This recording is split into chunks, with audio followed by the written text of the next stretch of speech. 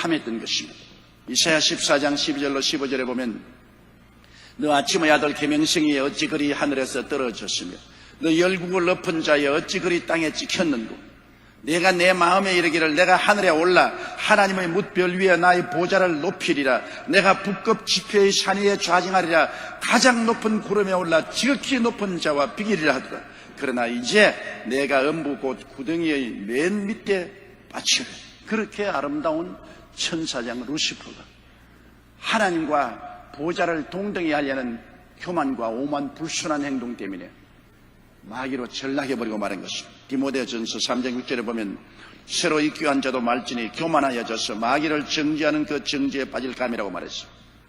마귀가 정죄받은 것은 교만 때문에 그렇게 되었다고 바울 선생은 분명히 말씀하고 있는 것입니다. 잠언서 16장 18절에도 교만은 패망의 선봉이요 거만한 마음은 넘어짐의 앞잡이라고 말씀하고 있는 것입니다. 우리의 조상 아담이 왜 타락했습니까? 아담이 시험을 받았을 때 그 아름다움은 현란했습니다. 하나님의 형상과 모양대로 지음받았으니 하나님이 얼마나 아름다웠습니까? 하나님의 형상과 모양대로 지음받아 그 지혜와 총명이 탁월하고 그의 육체는 죽지 아니할 생명을 갖고 있었습니다. 그가 사는 에덴은 하나님이 온 정성을 다 기울여 만들어주신 에덴이었습니다. 그렇게 아름다운 존재로 지음을 받은 그가 왜 타락했습니까? 역시 교만입니다. 먼저 타락한 사탄의 꾀임에 빠진 것입니다. 창세기 3장 1절로 5절에 야훼 하나님의 지으신 들짐승 중에 뱀이 가장 간교하더라. 뱀이 여자에게 물어 가로되 하나님이 참으로 너희들의 동산 모든 나무의 실과를 먹지 말라 하시더냐. 여자가 뱀에게 말하되 동산 나무의 실과를 우리가 먹을 수 있으나 동산 중앙에 있는 나무의 실과는 하나님의 말씀에 너희는 먹지도 말고 만지지도 말라 너희가 죽을까 하노라 하셨느니라. 뱀이 여자에게 이르되 너희가 결코 죽지 아니하리라. 너희가 그것을 먹는 날에는 너희 눈이 밝아 하나님과 같이 되어 선악을 알 줄을 하나님이 아심이라.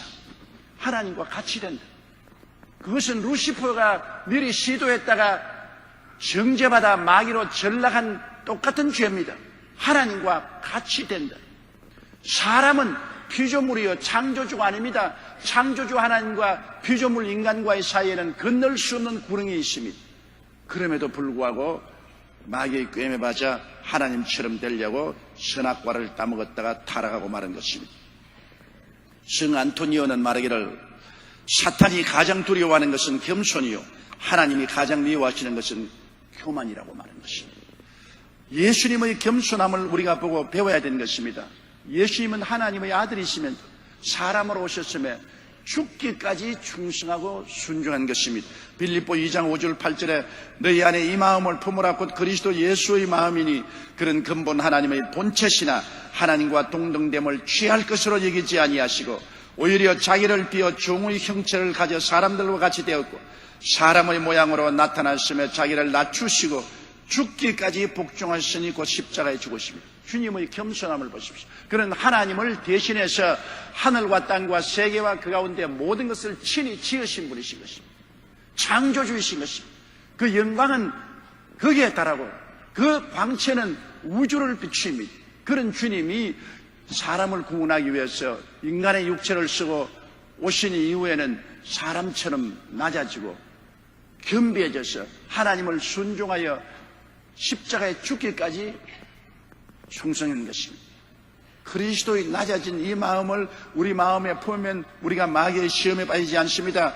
우리가 항상 자기를 낮추면 하나님이 높여주십니다. 스스로 높아지려면 마귀의 종이 되어 타락합니다. 스스로 낮추면 하나님이 높여주십니다. 베드로전서 5장 6절로 9절에 하나님의 능하신 손 아래서 겸손하라. 때가 되면 너희를 높이시리라. 너희 염려를 다 주께 맡겨버리라. 이는 저희가 너희를 권고하심이라. 근신하라 깨어라. 너희 대적 마귀가 우는 사자같이 돌아다니며 삼킬 자를 찾나니 너희는 믿음을 굳게 하여 저를 대적하라. 이는 세상에는 너희 형제들도 동일한 고난을 당하는 줄을 알미라. 마귀는 사람을 교만하게 만들어서 타락시키고 하나님은 사람을 겸손하게 만드셔서 높여주시는 것입니다. 그렇기 때문에 우리가 우리 스스로를 마귀에게서 지키기 위해서는 겸손해야 되는 것입니다. 나폴레옹이 러시아를 정복하기로 계획했을 때 충성스러운 장군이 그를 찾아와서 이렇게 말했습니다. 각하 부탁드립니다. 이번 러시아 원정을 취소해 주십시오. 각하께서는 지금까지 수많은 나라들을 정복하셨습니다. 이만하면 족하지 않습니까? 그러나 나폴레옹은 그의 충고를 듣지 아니했습니다. 그러자 장군은 마지막으로 한 번 더 간청했습니다. 각하, 사람이 일을 계획해도 그 일을 성취시키는 분은 하나님이십니다. 이번 러시아 원정은 하나님의 뜻이 아닙니다. 취소해 주십시오. 이 말을 들은 나폴레옹은 분도 막심해서 내가 모든 일을 계획하고 성취한다. 무슨 하나님이 일을 계획하고 성취하느냐. 그렇게 큰 소리치고 오만불순하게 말했습니다. 그러나 결국 러시아 원정에 실패하고 이를 계기로 나폴레옹은 패망하고 말았습니다. 교만은 패망의 선봉이요 겸손은 존귀의 앞잡이가 되는 것입니다. 여러분, 북한의 주체 사상에 보면은 우주의 중심은 인간이고 인간이 역사를 창조한다 그렇게 말했습니다. 그것도 나폴레옹과 똑같은 오만불순하게 짝이 없는 말입니다. 우주의 중심은 하나님이시고 역사는 하나님이 창조하시지 어떻게 인간이 하나님의 자리에 앉아서 우주의 중심이 되고 역사를 만들어갑니까? 그렇기 때문에 그와 같은 사상을 가지고 나가면 이미 패망은 결정되어 있는 것입니다. 패망은 교만으로 오만으로 다가오는 것입니다. 그러므로 마귀를 이기기 위해서는 우리가 교만하지 말아야 됩니다. 언젠가 미국 종교 지도자들이 타락하여 사회적으로 큰 무리를 일으킨 적이 있었습니다. 그 중에 한 분은 굉장히 훌륭했던 주의 종이었는데 나중에 자신의 죄를 자백하는 과정에서 이런 말을 했습니다. 나에겐 결코 이런 일이 일어나지 않을 것이라고 생각했습니다. 자기 자신은 어떤 죄도 지을 수 없다는 생각 자체는 매우 잘못된 것입니다. 죄에 대해서는 그 어느 누구도 예외가 될 수 없습니다. 그러므로 마음을 항상 낮추어야지. 이만하면 되었다.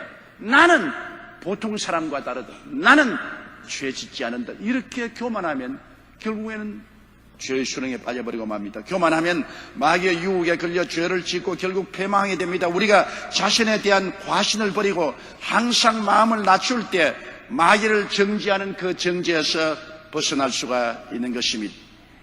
둘째로 계명을 존중해야 우리가 마귀를 이길 수가 있는 것입니다. 시편 1편 2절에 오직 야훼의 율법을 즐거워하여 그 율법을 주야로 묵상하는 자라고 말하셨습니다.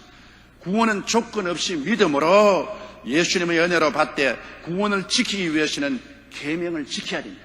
구원은 은혜로 값없이 받지만은 받은 구원을 지키는 것은 바로 계명인 것입니다. 하나님의 은혜로 가나안 땅에 들어온 이스라엘이 하나님의 계명을 버림으로 멸망하지 않았습니다. 들어올 때는 하나님의 은혜로 들어왔지만은 가나안을 지키는 것은 하나님의 계명을 지켜야 가나안을 지키는데 계명을 저버리자 가나안에서 쫓겨나고 마는 것입니다. 계명은 하나님의 품성이신 것입니다. 두 사람이 함께 살기 위해서는 성격이 맞아야 합니다. 많은 가정이 파괴되는 이유는 성격 차이 때문이라고 말했는데 오늘날 한국 이혼의 3분의 1의 이유는 성격 차이라고 말합니다. 하나님과 동행하기 위해서는 하나님의 품성이신 계명을 지켜서 하나님과 성격적인 차이가 생겨서는 안 됩니다. 레위기 19장 2절로 3절에 너는 이스라엘 자손의 온 회중에게 고하여 이르라. 너희는 거룩하라. 나 야훼 너희 하나님이 거룩함이니라. 너희 각 사람은 부모를 경외하고 나의 안식일을 지키라. 나는 너희 하나님 야훼라고 말합니다. 이 하나님의 명령을 지켜서 하나님의 품성과 같아야 하나님과 동행할 수 있는 것입니다. 계명은 삶이란 기관차의 철길과 같은 것입니다. 철로를 벗어나면 기관차가 탈선하지 않습니까?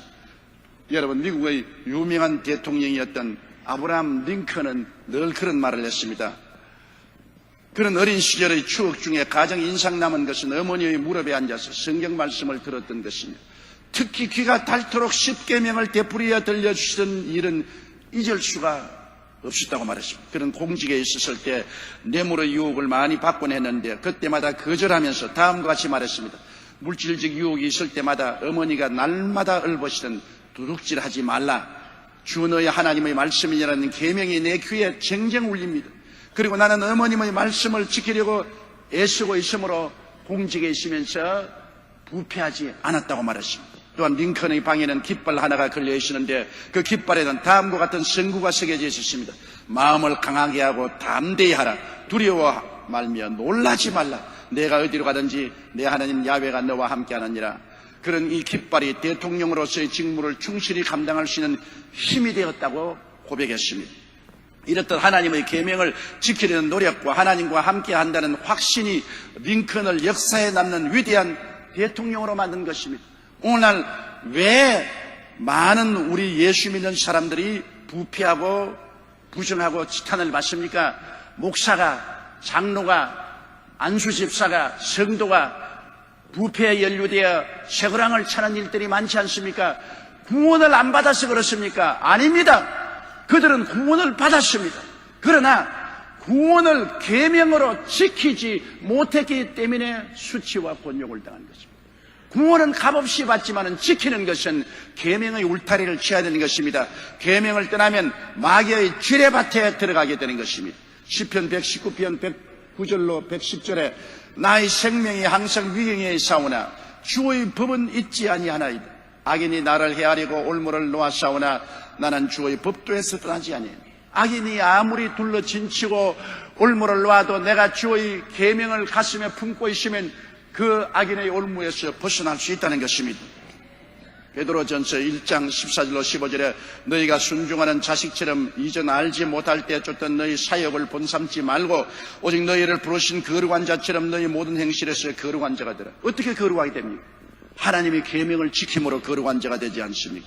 여호수아 1장 7절에 나의 종 모세가 내게 명한 율법을 다 지켜 행하고 좌로나 우로나 치우치지 말라. 그리하면 어디로 가든지 형통하리라고 말한 것입니다.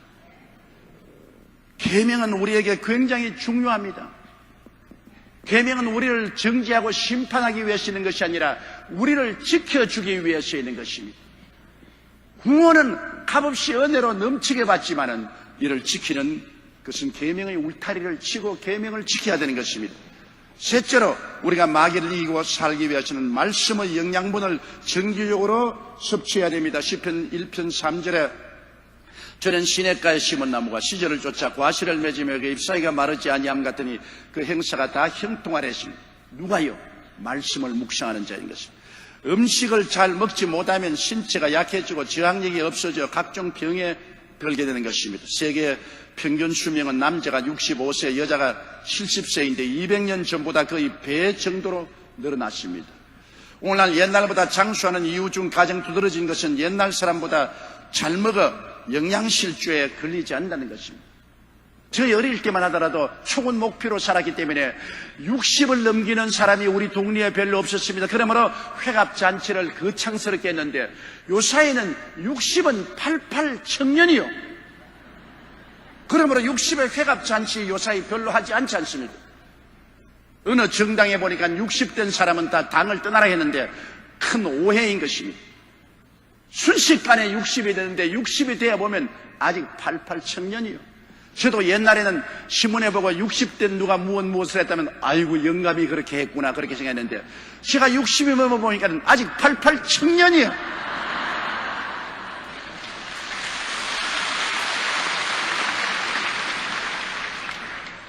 여러분 오늘날은 항산화작용을 하는 비타민을 많은 사람이 복용함으로 빨리 늙지 않아요. 우리 체내의 유해 산소가 해를 입힐 때 산화적 손상으로부터 몸을 지키는 항산화작용을 하는 수용성 비타민 C가 선봉에서 독성을 제거하면 2차로 지용성 비타민 U가 독성을 제거합니다. 그러므로 사람들이 비타민을 많이 먹으므로 우리 몸이 산성화되는 것을 막아주어서 빨리 늙지 않아요. 건강하게 돼요.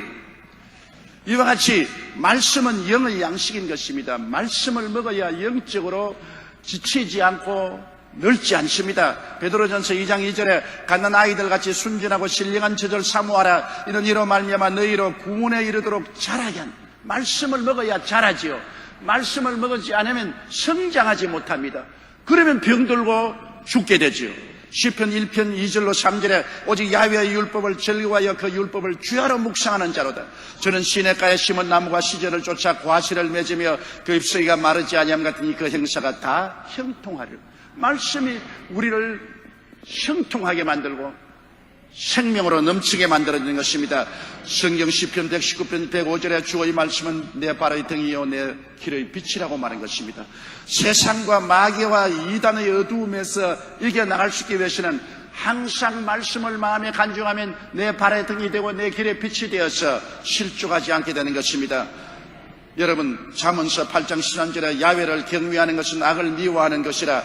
나는 교만과 거만과 악한 행실과 패역을 입을 미워한다고 말씀한 것입니다. 고아의 아버지라고 불렸던 조지 뮬러는 평생 동안 3,000명 이상의 고아들을 돌보았습니다.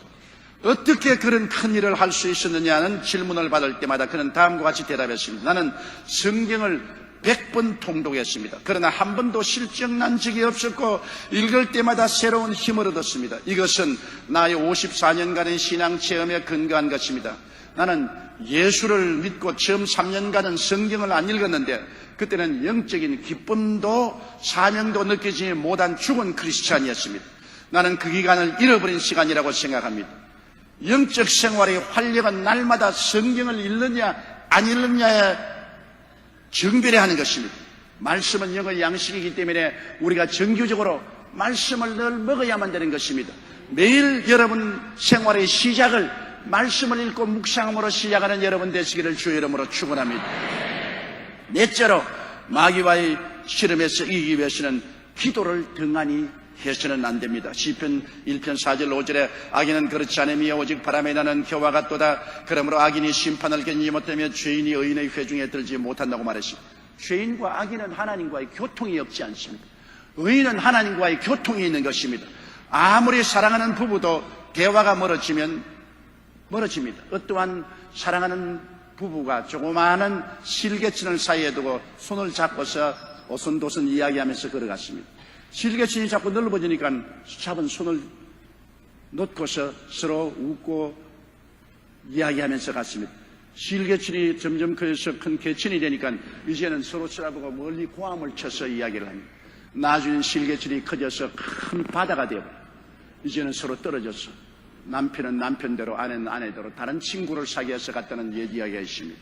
서로 가차와지지 않고 멀어지고 대화가 없으면 반드시 시험에 들게 되는 것입니다. 우리가 이 세상에서 대화를 하지 않고 살면은 그 속에 사탄이 언제나 들어오게 되는 것입니다. 미국에는 실버 시터라는 직업이 있어서 노인들의 얘기를 들어주는 그러한 직업입니다. 1, 2, 3 법칙이 있어서 1분간 노인들과 말하고 2분간 노인들의 말을 들어주고 3분간 노인들의 말에 옳습니다, 옳습니다, 옳습니다 맞장구 치고 난 다음 돈벌이 하는 겁니다. 근데 굉장히 이 사업이 잘 되고 있어요.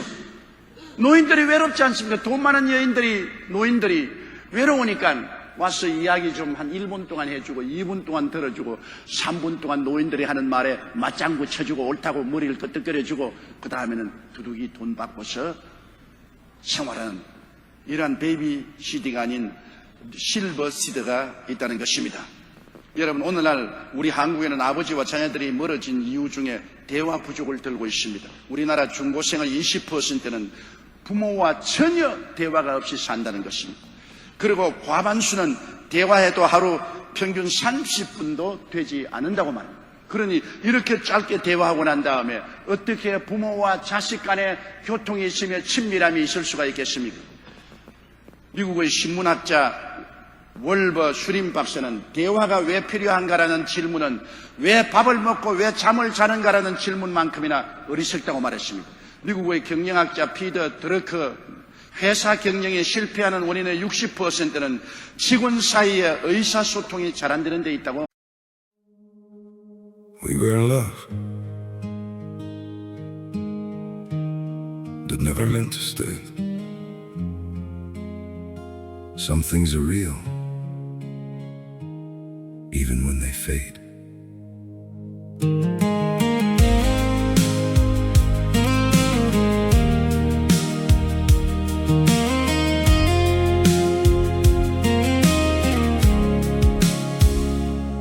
I used to think if we kept holding on, we could bend the truth somehow.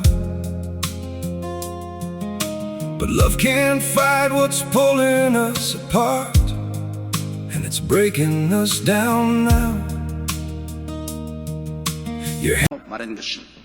부부 상담자 퀴베이는 이혼하는 원인의 50%가 부부 사이의 대화가 원활하지 않기 때문에 이혼한다고 말했습니다.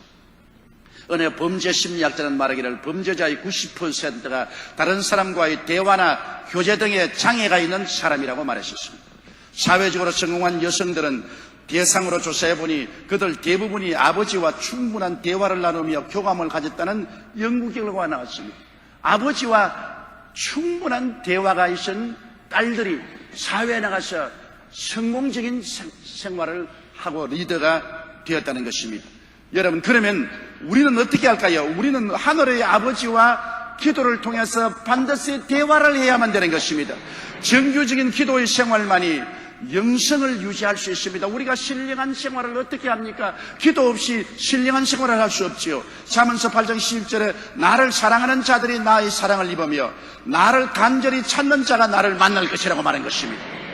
사랑도 않고 찾지도 않은데 하나님이 어떻게 같이 할 수 있겠습니까? 누가복음 22장 46절에 이르시되 어찌하여 자느냐 시험에 들지 않게 일어나 기도하라. 잠만 자고 있으면 시험에 들어요.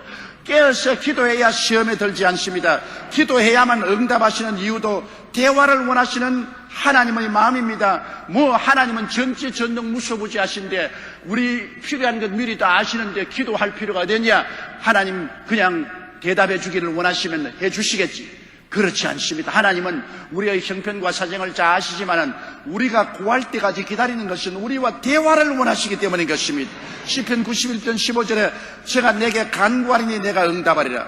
저희 환난 때 내가 저와 함께하여 저를 건지고 영화롭게 하라고 말씀하셨습니다. 에레미야 29장 12절에도 너희는 내게 부르짖으며 와서 내게 기도하면 내가 너희를 들을 것이라고 말한 것입니다. 이처럼 하나님은 어떠한 일에도 대화를 해야 하나님과 동행할 수 있다는 것을 보여주고 있는 것입니다. 한 번은 스펄전 목사님이 인도하는 예배에 참석했던 한 유명한 인사가 목사님의 설교에 큰 감명을 받고 예배 후에 찾아가서 물었습니다. 목사님의 설교에 깊은 감명을 받았습니다. 목사님의 설교가 이처럼 가마리게 큰 원인은 어디에 있습니까? 그 비결을 가르쳐 주십시오. 세계는 능력을 공급하는 동력실이 있습니다. 거기에는 신령한 힘이 공급됩니다. 아니, 스펄전 목사님 동력실이라고요? 그것이 어디에 있습니까? 저희 교회 지하실에 있습니다. 원하시면 보여드릴 테니 따라오십시오. 스펄전 목사님을 따라서 지하실로 내려가자 과연 기계가 돌아가는 것 같은 소리가 들렸습니다. 스펄전 목사는 방문을 열면서 바로 여기가 나의 신령한 동력실입니다. 한데 보니까 스펄전 목사님이 설교할 동안에 기도의 용사들이 그 지하실 기도실에 모여서 하나님이여 우리 목사님의 설교에 성령의 능력이 임하여 감동을 주게 하여 주시옵소서. 끊임없는 기도를 하고 있었습니다. 그 기도하는 동력에 의해서 스펄전 목사님의 설교는 가마리에 있고 수많은 사람을 주께로 인도하는 능력이 있었다고 말하고 있습니다. 다섯째로 우리는 마귀를 이기고 신앙생활하기 위해서는 성령 충만한 생활을 등한히 해서는 안 됩니다. 여러분, 이 세상에도 우리가 살아나가는데 도우미가 요사이 얼마나 필요합니까? 전시회 가도 도우미가 있어 도와주시지요. 경기장에 가도 도우미가 안내해 주지요. 물품 구입할 때도 도우미가 도와주지요. 아파트 분양하는 데 가도 도우미가 도와주지요. 요사이는 어디 가도 도우미판인 것입니다. 그런데 하늘에서 내려온 신령한 도우미가 계십니다. 그 신령하고 거룩한 도우미가 바로 성령 도우미신 것입니다. 요한복음 14장 16절로 18절에 내가 아버지께 구하게 하시니 그가 또 다른 보혜사를 너에게 주사 영원토록 너희와 함께 있게 하시리니 저는 진리의 영이라 세상은 능히 저를 받지 못하나니 이런 저를 보지도 못하고 알지도 못함이라. 그러나 너희는 저를 아나니 저는 너희와 함께 거하시며 또 너희 속에 계시겠음이라. 내가 너희를 고아와 같이 버려두지 아니하고 너희에게로 오리라. 우리를 도와주시는 하늘의 신령한 도움이 성령께서 우리와 함께 거하시고 우리 안에 계십니다. 성령이 바로 이 자리에 지금 함께 계신 것입니다. 성령은 여러분의 도움이 되신 것입니다. 로마서 8장 26절에 이와 같이 성령도 우리 연약함을 도우시나니 우리가 마땅히 빌바를 알지 못하나 오직 성령이 말할 수 있는 탄식으로 우리를 위하여 친히 간구하신다고 말씀한 것입니다. 스가랴 4장 6절에 만군의 야훼께서 말씀하시되 이는 힘으로도 되지 아니하며 능으로도 되지 아니하고 오직 나의 신으로 된다고 말씀하셨습니다. 성령이 도와주셔서 기도할 수 있고 전도할 수 있고 믿음을 강하게 가질 수 있고 말씀을 깨달을 수 있는 것입니다. 어떤 농부가 읍내 농기구 가게에 붙어있던 포스터를 보고 당장 자동톱을 하나 샀습니다. 그 포스터에 자동톱을 선전하는 광고 문구가 이 농부의 마음을 사로잡았기 때문인 것입니다. 이 자동톱은 2시간에 5그루의 참나무를 벨 수 있다고 말했습니다. 그래서 농부가 그 톱을 가져가서 참나무를 베는데 24시간 베어도 5그루 못 베었습니다. 땀만 나고 애만 먹었습니다. 너무나 화가 나서 그 톱을 들고 시장에 와서 당신 거짓말했다. 이 톱을 가지고 죽도록 애를 써도 하루 종일에도 참나무 5그루를 못 베야 되니까 그 주인이 그럼 나와 같이 갑시다. 같이 와서 참나무가 있는 곳에 와서 스위치를 탁 누르니까 브르르 하고서 톱이 자동톱이 되니까 2시간 내에 참나무 5그루를 베었습니다. 아무리 좋은 톱이라도 스위치를 걸지 아니하면 인간의 힘으로 베어서는 안 되는 것입니다. 스위치를 걸어야 됩니다. 여러분 속에 성령이 계시는데 여러분이 성령님께 의지하는 믿음의 스위치를 걸어야 하나님의 능력이 나타나는 것입니다. 성령이 계시는데도 내 힘으로 인간의 수단과 방법과 노력으로 지혜와 지식과 총명으로 하려니까 땀만 나고 안 되죠. 성령이 우리를 도와주시려고 오실 때는 성령님을 인정하고 환영하고 모시도록 의지하고 기도하면 성령이 역사하여 주시는 것입니다. 성령 없는 신앙은 패배하고 마는 것입니다. 6째로 우리가 마귀와 싸워 승리하기 위해서는 신앙 공동체를 떠나는 것은 절대로 안 되는 것입니다. 시편 1편 6절에 대저 의인의 길은 야훼께서 인정하시나 악인의 길은 망한다고 하는 것처럼 의인들이 함께 모여서 주님께 기도하는 공동체를 형성할 때 하나님의 능력이 그 가운데 임하여 계신 것입니다. 교회는 하나님이 임재해 계시는 거룩한 공동체인 것입니다. 요한복음 14장 23절에 예수께서 대답하여 가라사대 사람이 나를 사랑하면 내 말을 지키리니 내 아버지께서 저를 사랑하실 것이요 우리가 저에게 와서 거처를 저와 함께하리. 하나님이 우리와 거처를 함께하는 거룩한 공동체입니다. 지금 이 시간에 아버지와 아들과 성령이 이 자리에 와서 같이 계신 것입니다. 거룩한 공동체인 것입니다. 여러분 우리가 구역 세열에 모이는 것도 세열은 성도들이 함께하는 소공동체인 것입니다. 초대교회는 함께 모여 떡을 떼고 말씀 공부하고 기도하며 교제했습니다. 그렇기 때문에 하나님의 능력이 임하였습니다. 사도행전 2장 42절에 저희가 사도의 가르침을 받아 서로 교제하며 떡을 떼며 기도하기를 전혀 힘쓰니라. 46절에 날마다 마음을 같이하여 성전에 모이기를 힘쓰고 집에서 떡을 떼 함께 식사하고 대화하고 기도하는 것 공동체를 형성하는 것입니다. 굉장히 중요한 것. 함께 떡을 떼고 함께 말씀을 나누고 기도하는 공동체가 있어야 우리가 신앙에 승리할 수 있습니다. 모이면 살고 흩어지면 망합니다. 전도서 4장 12절에 한 사람이면 패하겠거니와 두 사람이면 능히 당하거나 삼겹줄은 쉽게 끊어지지 아니한다고 말하는 것입니다. 마태복음 18장 19절에 너희 중에 두 사람이 땅에서 합심하여 무엇이든지 구하면 하늘에 계신 내 아버지께서 저희를 위하여 이루게 하시리라. 너희 두세 사람이 내 이름으로 모인 곳에는 나도 너희와 함께 있겠노라. 저 하늘이 무너지고 이 땅이 꺼져도 1.1핵도 변함없는 거짓이 없는 하나님께서 말씀하기를 너희 두세 사람이 내 이름으로 모인 곳에는 나도 함께 있다고 말씀하십니다. 이 자리에 계십니다. 여기에 예수님이 계신 것입니다. 어떤 성도가 목사님 보고 목사님 교회 가서 너무 번거로우니 나는 교회 그만두겠습니다 했습니다. 목사님이 신방을 가서 잘 말려도 듣지 않습니다. 그런데 화롯불에 석탄이 활활 타고 있습니다. 목사님이 석탄 한 덩어리를 끌어내었습니다. 그러자 석탄은 곧장 식어서 허연 잿덩이로 변했습니다. 그러나 화로 안에 석탄은 활활 탔습니다. 자매님, 석탄이 함께 화로 안에 있을 때는 활활 타지만 한 덩어리 드러내놓으면 식어서 재가 되고 마는 것입니다. 교회는 화로입니다. 함께 활활 탈 수 있는 신앙이 있지만은 따로 떨어져 나오면 흰 잿덩어리가 되고 맙니다. 그 말을 듣고 그 자매님은 크게 회개하고 다시 교회를 나왔다고 한 말이 있습니다. 히브리서 10장 23절로 25절에 또 약속하신 이는 미쁘시니 우리가 믿는 도리의 소망을 움직이지 말고 굳게 잡아 서로 돌아보아 사랑과 선행을 격리하며 모이기를 피하는 어떤 사람들의 습관과 같이 하지 말고 오직 권하여 그날이 가까울수록 더욱 모여라고 말하고 있는 것입니다. 여러분, 공동체 신앙은 상승 효과가 있습니다. 기러기 보십시오. 기러기 한 마리 날아가는 외기력이 별로 없지요. 일직선으로 날아가든지 V자형을 해서 기러기는 날아가는 것입니다. 그건 왜냐? 앞에 있는 기러기가 날개를 치면 그가 바람을 일으켜서 뒤에 있는 기러기는 별로 힘들이지 않고 상승 효과를 가지고 올라갈 수 있습니다. 그래서 기러기 앞에 선 기러기가 날아가다가 나중에 피곤해지면 또 자리를 바꾸고 다른 기러기가 앞에 서고 그 뒤로 옵니다. 그리고 기러기가 날아갈 때 그냥 날아갔다가 꽥꽥꽥꽥 소리치지요.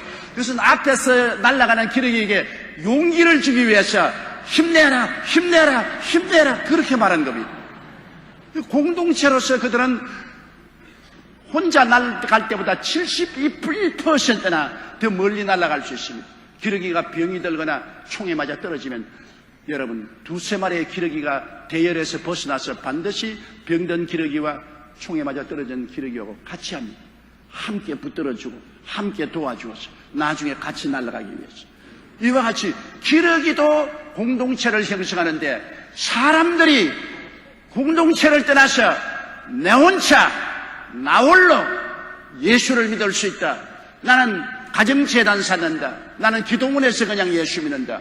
결코 이루어지지 않습니다. 왜냐하면 하나님이 세운 공동체는 교회인 것입니다. 교회를 떠나서는 신앙은 상실되고 마귀의 밥이 되어버리고 마는 것입니다.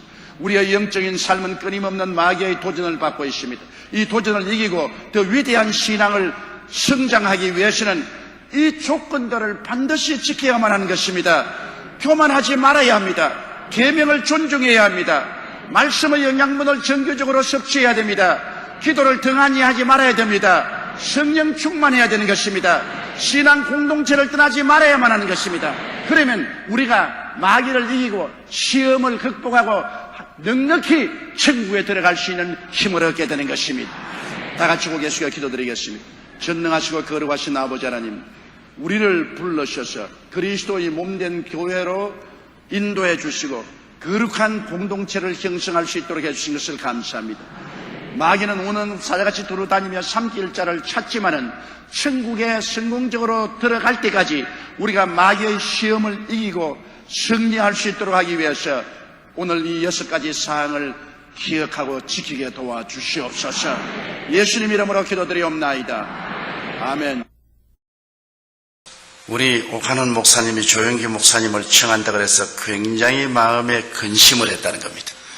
순복음 교회 스타일하고 우리 교회 스타일이 다른데 주 목사님이 와서 그냥 강단에서 춤을 추고 뛰고 그렇게 하면 이 일을 어떻게 감당하나 굉장히 걱정을 했는데 첫날 예배를 드리고 난 다음 안심을 했다고.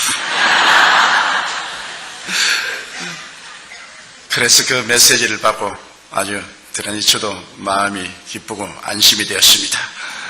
저는 원래 뛸 줄을 모르는 사람입니다. 그리고 흥분할 줄을 모르는 사람인 것입니다. 저는 조용하고 차분하기를 원하는 사람인데 왜 하나님이 저를 장로교 목사로 만들고 순복음교회 목사를 만들었는지는 알 수가 없습니다. 사실은 저희 신앙 교리도 우리 순복음교회하고는 맞지가 않습니다. 나는 하나님의 절대 주권을 믿는 사람으로서 갈방주의의 예정론을 강하게 믿는 사람입니다. 그런 사람인데 왜 순복음교회 목사가 되어가지고서 성령운동을 하는지 사람으로는 알 수가 없습니다. 그러나 제가 오카논 목사님을 만날 때마다 늘 감상해서 하는 것은 오카논 목사님 같은 신분이 계심으로 성령운동과 제자 훈련 운동을 연결할 수 있는 다리를 만들어 주시다는 것입니다. 그래서 이 성령운동과 제자훈련이 함께 손을 잡으면 한국 교회를 만세반세 위에 세우고 세계 교회를 살릴 수 있는 큰 저력이 생겨난다고 나는 확실히 믿습니다. 이를 위해서 여러분께서 꾸준히 기도를 해 주시기를 바랍니다. 오늘 저는 성령님에 관해서 말씀을 나누고자 합니다. 구약 4000년 동안은 삼위일체 하나님 중에 성부 아버지가 정면에 나와서 일을 하셨죠.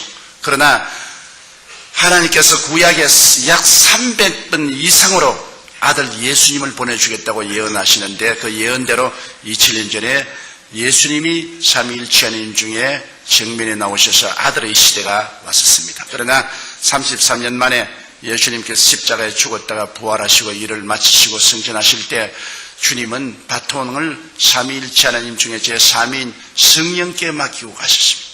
이제 내가 가면 성령을 보내겠다고 하시는데 오순절 날에 말씀하신 대로 성령이 임하여서 오늘날 우리가 사는 이 2000년 동안 복음시대에는 성령이 정면에 나와서 일하는 성령의 시대인 것입니다. 성령께서 오늘날 우리 가운데 임하여 계셔서 우리와 함께 계시고 일하시고 계시고 아버지도 성령님을 통해서 아들도 성령님을 통해서 일하시는 것입니다. 그러므로 성령으로 말미암지 않고는 그리스도를 주라고 할 수가 없습니다. 성령으로 말미암지 않고는 야훼 하나님을 아버지로 부를 수도 없습니다. 성령의 감동이 와야 믿게 돼요. 여러분 오늘 예수 그리스도를 믿었다는 것은 한 사람 한 사람이 모두 다 성령님의 감동을 받았기 때문에 예수를 믿게 된 것입니다.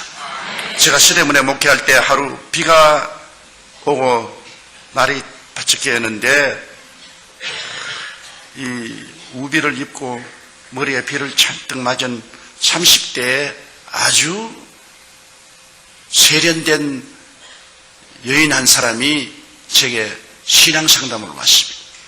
그분은 우리 교인도 아니에요.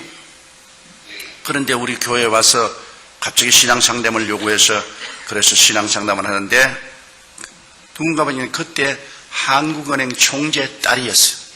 그리고 그 남편은 우리 한국이 나온 세계적인 암 전문 의학 박사였어요. 상복원 박사라고. 그런데 그 상 박사님이 일본 동경대학교 이과대학에서 박사학위를 받고 미국 UCLA에서 또다시 공부를 하고 뉴욕의 마운트 사이나이 유대인 병원의 의사로 있다가 이기붕씨 주치의로 초청을 받아서 왔는데 술을 너무 좋아해서 술을 많이 먹다가 중풍이 걸렸어요. 뇌수술을 하고 한쪽이 마비가 되니까 부인에 대한 의처증이 생겼습니다. 부인이 굉장한 미인이에요. 그러니까 부인이 아무라 자기가 이렇게 이제 반신불수가 되고 하니까 다른 남자하고 사귀게 싶어서 부인을 무시무시하게 감시하는데 뭐 부인을 살 수 없게 해요. 매일찌개까지 생선회 칼을 가지고 목에 대놓고 오늘 너 누구 만났냐고 이렇게 하니 이 사람이 무식한 사람도 아니고 세계적인 암학자고 의학 박사가 그렇게 하니 기가 막히죠. 자기는 어떻게 해야 살 수 있느냐고 아주 완전히 노이로제에 걸리게 되었다고. 친구가 여의도 순복음교회 가서 한번 목사님과 상담해보라고 해서 왔다 그래요. 그래서 제가 당신 예수 믿는 도리밖에 없다. 하나님이 당신의 마음속에 위로와 평안을 주시기 때문에 예수를 믿고 하나님께 의지하고 하나님의 능력에 의지해서 그 남편을 감화 감동시켜라. 당신이 먼저 예수 믿고 남편을 교회로 데리고 오라고. 그랬더니만 그 다음 주일날 남편을 교회로 데리고 왔는데 남편이 아닌 게 아니라 이렇게 절뚝절뚝하면서 잘생겼어요. 대구 사람인데 아주 강한 경상도 액센트를 쓰는 사나이입니다. 그런데 예배를 피라고 난 다음에 내 사무실인데 그거 부인하고 쩔뚝쩔뚝하고 들어왔어요. 조 목사. 네, 왜 그랬어요? 당신 말이야 설교할 때 우리 마누라만 쳐다보면 죽여버려. 기가 칵 막힙니다. 내가 그때 우리 교인이 한 4,000명 됐어요. 내가 이 한 4,000명 성도 가운데 유독히 당신 부인을 쳐다볼 이유도 없고 또 당신 부인만 이쁜 줄 생각하느냐? 우리 집 사람도 당신 부인 뺨칠 만큼 이쁘다. 그러니까 그런 설정식에 좌우간 잔소리 말고 우리 마누라 꾀기만 하면 내 막 칼로서 막 조목사 찔러 죽인. 이처증이라는 것이 이렇게 무섭구나.